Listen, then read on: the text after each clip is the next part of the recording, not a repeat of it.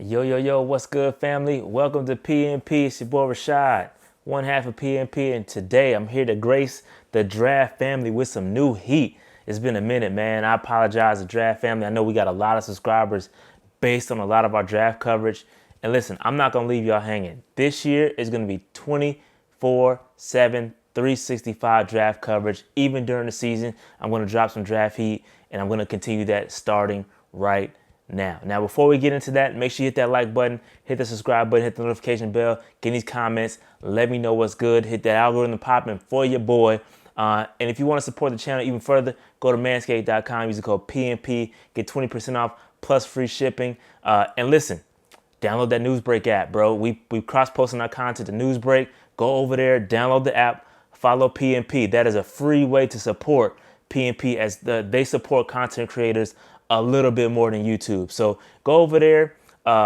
Make sure you hit the follow button. It's not a subscribe button. Hit the follow button on PNP, Rashad and Dave show. We appreciate that support. Thank you so much. Now, let's go ahead and talk about it.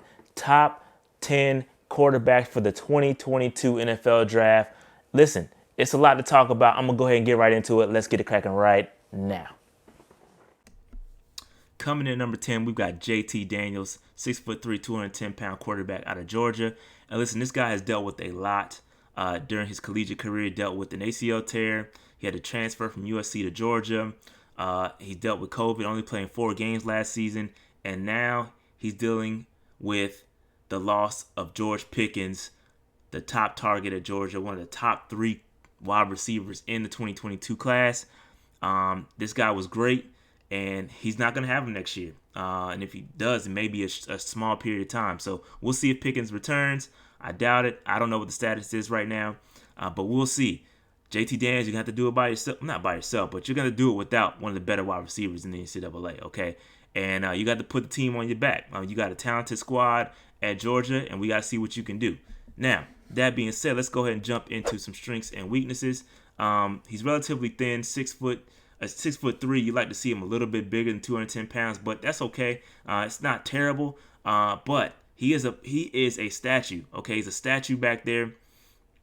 The guy had a negative. I know you saw at the bottom of the screen the stats scrolling. Negative 7.1 yards per rush. That does include sacks. Okay, that's why that number is so low. He's a statue back there. We like to see him be a little bit more mobile, and I know you saw in that first highlight, you saw him move around a little bit. Do a little shucking and jiving, but at the end of the day, he's got to do a little bit more of that. And he's got an injury history, okay? He's got the injury history, and we got to see what's up with that. We got to see him play healthy for an extended season, not just 4 games. As far as strengths go, as you can see, he's a good polished passer. He's got good arm strength, and he's smart enough to play in different offenses. Obviously, he's played at USC. He's played at Georgia. He's smart enough to pick up these defenses, and the dude will chuck the ball downfield in some tight windows. So I really like what Jayden Daniels can do out there. Again, we just got to see what he can do without Pickens. But at the end of the day, I like Jayden Daniels. And I know a lot of you guys are probably a little bit higher on him than I am. But that's just where I have him, especially with George Pickens going down, all right? Coming in at number 9, I have Matt Corral, 6'1", 205-pound quarterback out of Ole Miss. Okay, this is a guy who has the potential to rise up the draft boards, in my opinion. This guy has had a little bit of a Jekyll and Hyde in him, a little bit of gift, a little bit of curse. It is what it is. But this past season, 2020, was a great season for him. But let's kind of rewind a little bit. He redshirted after playing 4 games in 2018, and then he started 4 of 10 games in 2019. Then Lane Kiffin comes along, takes over the head coaching duties at Ole Miss, and this dude came out and did his thug fizzle, okay? Threw for 3,337 yards, completing 70% of his passes while averaging 10.2 yards per play. This is really good. Not only that, he added 506 rushing yards and 4 touchdowns. The kid had a great season, okay? He had a great season last year. But it's not all, glory with Matt Corral. The guy has an interception problem. That's why he's a little bit lower on my rankings.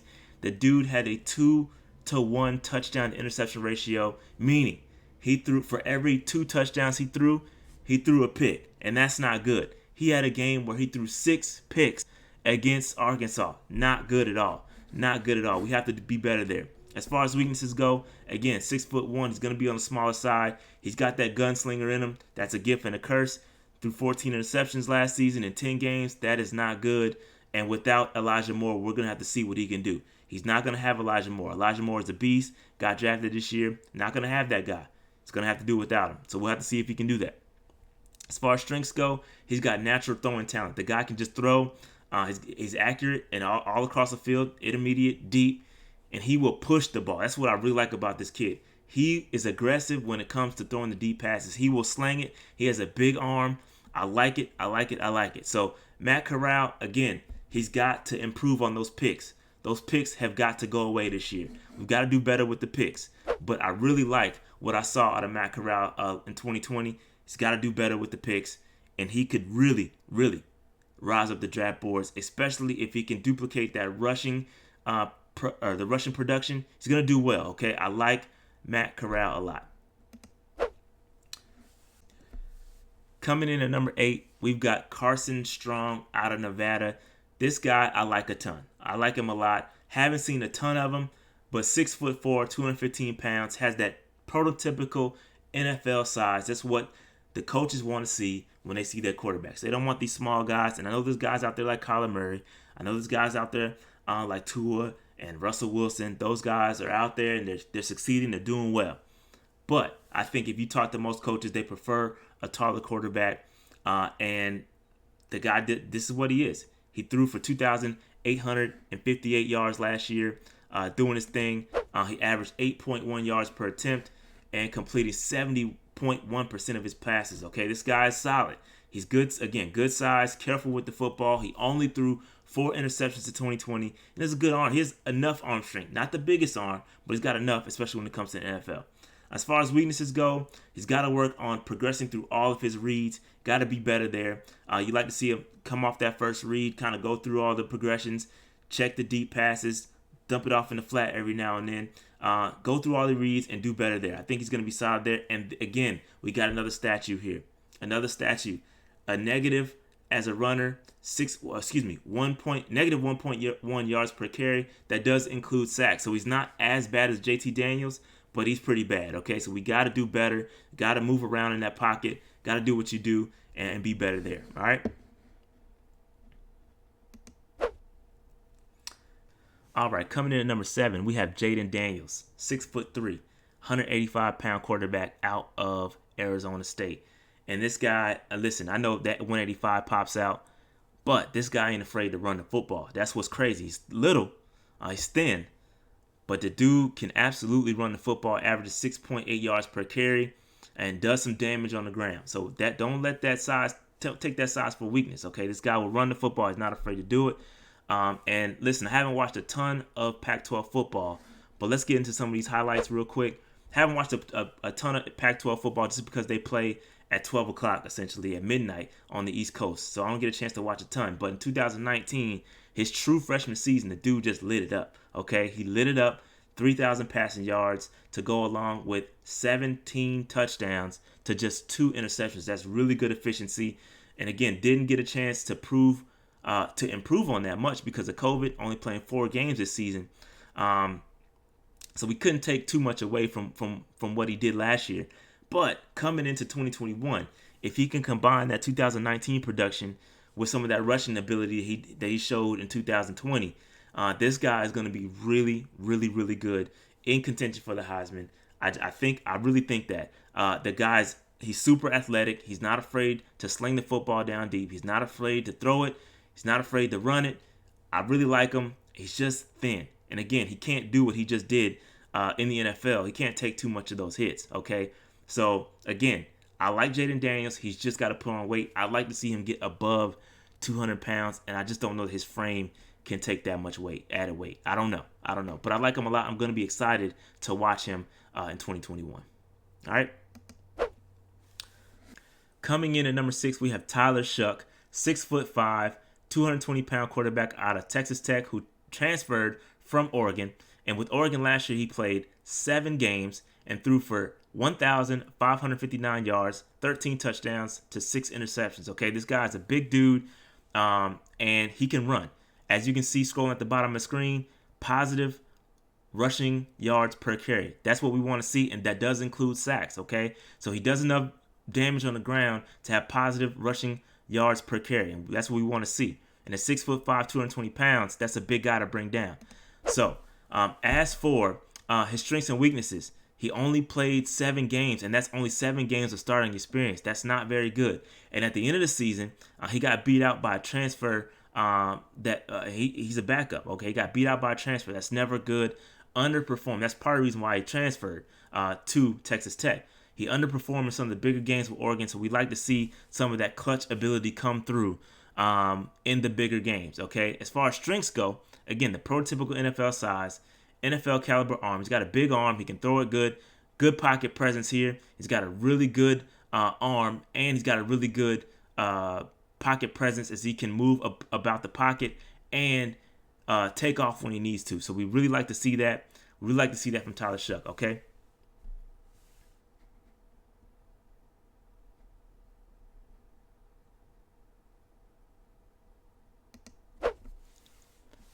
All right, coming in at number 5, we've got Kedon Slovis, 6'3", 6'4", depending where you look, 215-pound quarterback out of USC. And this guy had a little bit of a down year, probably due to COVID. We're going to say COVID impacted the season because his freshman season, he was really good, okay? His freshman season, he threw for 3,502 yards, 30 touchdowns, while having some really good accuracy at 71.9% completion percentage. That's really, really good. So we'd like to see him build upon that freshman season, coming with a full offseason this year. Hopefully he'll improve upon that. As far as strengths go, listen, this guy has a 70% career completion percentage. Career, okay? So in 2 full seasons, 70% career completion percentage. That's really good. He worked with Hall of Fame quarterback Kurt Warner in high school.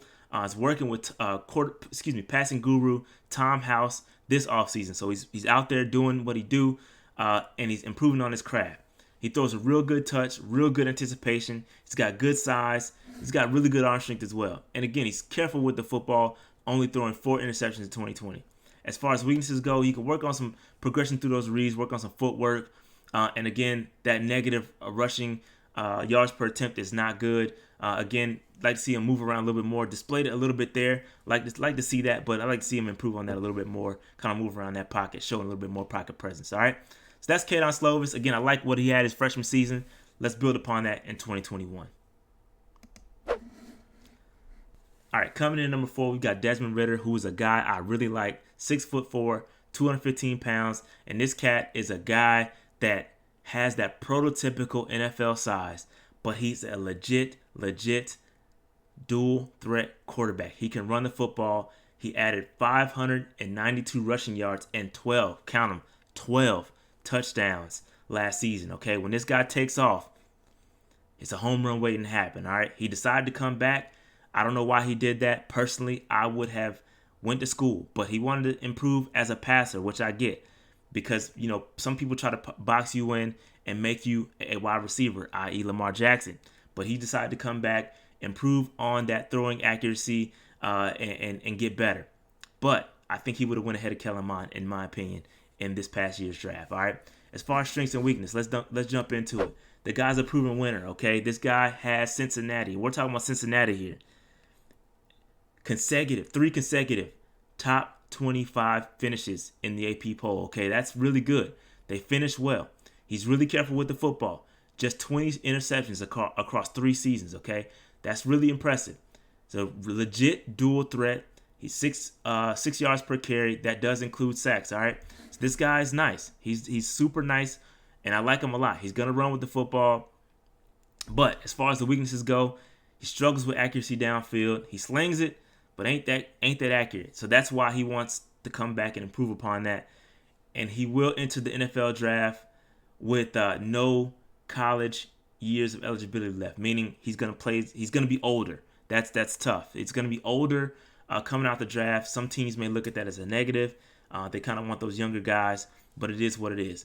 Desmond Ridder, a guy I really like, has a chance. If he can improve upon that throwing ability, that throwing accuracy, pushing the deep ball without throwing interceptions. I think he's going to be really, really good quarterback, all right?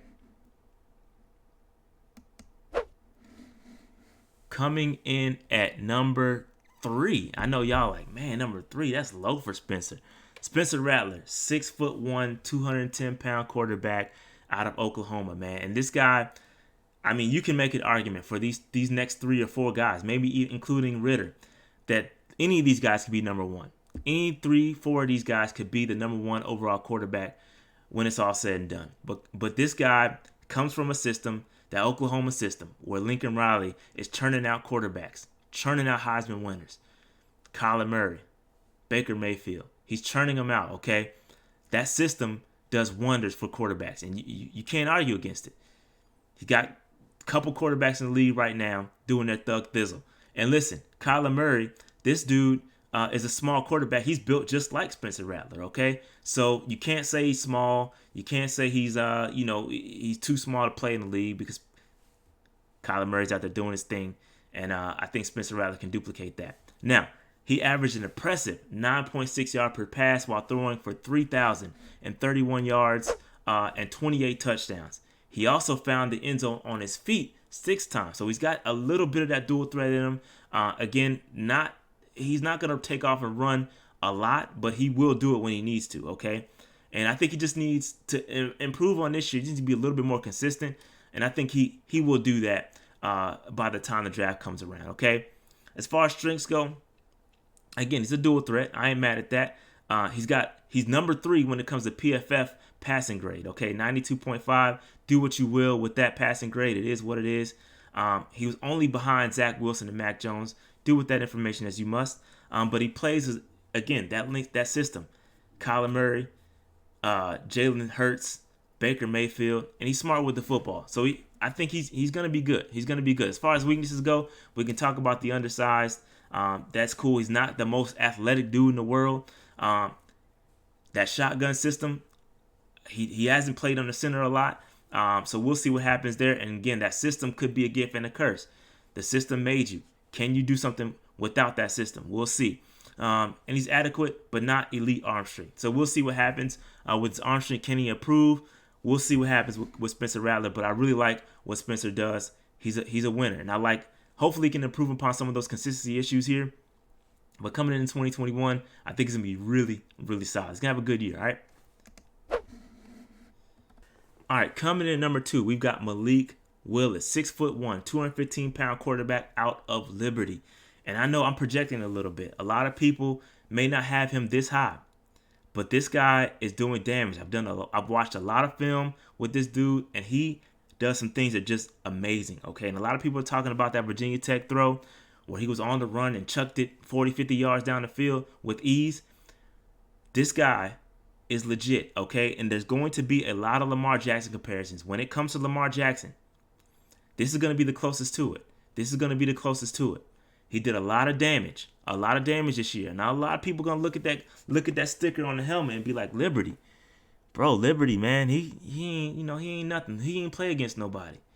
But listen to what he did last year, okay? 2,250 yards, and that's in 10 games, 9 yards per attempt, 20 touchdown passes. Furthermore, he rushed for 944 yards and an incredible 14 touchdowns. All right, 14 touchdowns, and that's 6.4 yards per carry. Okay, that's incredible, including sacks. All right, and again, you're gonna look at that sticker. You're gonna look at that sticker on the side of his helmet and be like, "Yo, he can't do it." Look at the level of competition. But he played and beat Virginia Tech. He beat a Syracuse and narrowly lost to NC State. So don't do that. Stop doing that. This is 2021, right? We're in 2021. Stop boxing these dudes in, and just because they came from a small school doesn't mean they can't compete. Look at what Trey Lance just did. Come on, stop it. Stop it with that. Y'all gonna get me mad, okay? Don't get me mad. Stop it, all right? So let's look at the strengths and weaknesses, okay? Again, when it comes to Lamar Jackson, he's gonna be the most Lamar Jackson-like dude since Lamar Jackson himself, all right? He's going to easily create out of structure. He has the mobility to go out there, run around, miss some tackles, break some tackles like that right there, and chuck it 40, 50 yards down the field. He can do that, okay? He's got really, really good arm strength. He probably has the biggest arm in this draft class, okay? All right? And again, he's going to take off and run with the football. He can run with the football if necessary. A legit dual threat when it comes to running the football. All right? As far as weaknesses go, he's 6'1". He's going to be a bit on the smaller side. He doesn't throw with great anticipation. He's going to have to get better there. He doesn't throw with great placement, okay? Sometimes the ball is a little inaccurate, and sometimes the touch isn't there either. And again, sometimes he just relies on that first read. He will get better at that. He only has 1 year of starting experience. That's a weakness as well, but he's also coming into a year where he will have a full offseason and time to prepare for 2021. All right, he's going to improve. And I do think that Malik Willis is going to be in the discussion for the top overall quarterback when push comes to shove, all right? He's going to be out there. Take a look at him. Watch these Liberty games, okay? He's going to be really good. He's going to put some people on a highlight film, and he's going to do really, really well, all right? Shout out to Malik Willis, man. Coming in at number 1, we have Sam Howell, who's a 6'1", 225-pound quarterback out of UNC. And yes, I do live in North Carolina, and I do watch a lot of ACC football, so this is a slight case of homerism, okay? Slight case of homerism. I'm putting that on the table, but this guy's been dominating since his freshman season. He duplicated that effort his sophomore season. He led the ACC in passing yards, passing touchdowns, passing yards per attempt. Yes, you can say ACC isn't the greatest football conference, but it is what it is. And yes, he did that with Trevor Lawrence in the conference. And I do know that Trevor Lawrence was out, missed a couple games, but it is what it is, okay? But here's an interesting stat. He has a career 9.4 yards per pass attempt, which is highest since the conference began in 1956. That's crazy. That's better than Trevor Lawrence, better than Deshaun Watson, better than Jameis Winston. And all those guys came out the ACC, and all those guys got drafted, and we know where they got drafted. So just keep an eye on that, okay? So the guy loves to push the football. That's one of his strengths. He pushes the football. He has a really big arm, and it's crazy. And he's really accurate. Again, he boasted a 68.1 completion percentage last year. And yes, there are some inconsistencies that he's going to have to figure out, but I think he's going to be really good. Really, really good. As far as weaknesses go, he's 6'1", okay? And he's pretty slow. I mean, when he was coming in as a freshman, he ran a 5.7 40, which is not good. He's not explosive, not going to be the most explosive athlete, but that's something he's going to have to work on. You can't just fix athleticism overnight, but he is going to have to improve that just a tad. He's got just enough mobility to kind of make it work, as you can see on that play right there, but he's got a big arm. Another thing he's going to have to worry about is that, as you can see on that highlight right there, he's going to be missing a lot of talent around him. no Javonte Williams, no Dimey Brown, and no Daz Newsome. So he's going to be missing some guys. That's going to be really bad, or it could be really good. It could turn out really well for him in that, hey, I did it without those guys. I'm going to be nice. But it could also implode on him if he was depending on those that talent around him, okay? So we'll see what happens. I think UNC is going to be really good. They're going to be solid. So, again, Sam Howell, my number one overall quarterback in my way too early rankings. All right, so there is my top 10 list. I want to know from you guys, who am I missing? Who should be in this top 10 list? Who am I tripping for missing out on? Let me know in the comment section. This is how I have them ranked right now. It's way too early. I'm projecting on some guys. Again, I really like Malik Willis. I really like Matt Corral too. He's got to cut down his interceptions, but I think he can really, really jump up. We'll see what happens, but this is my list. Let me know what you guys think. Again, Draft Family, I really, really appreciate y'all support. Y'all really took my subscribership to a whole nother level, and I'm looking to continue to do that. I want to get to 50,000 subscribers by the end of the year. So we got a lot of work to do. Make sure you hit that subscribe button, hit that like button, hit the notification bell. We got to get this algorithm to pop for your boy, and make sure y'all go get that Newsbreak app. Again, if you are not really, buying anything, not buying a t-shirt, whatever, there are free ways to support. That Newsbreak app is one of them. Go download it using my link in the comment section. All right. That being said, I'm out. Peace.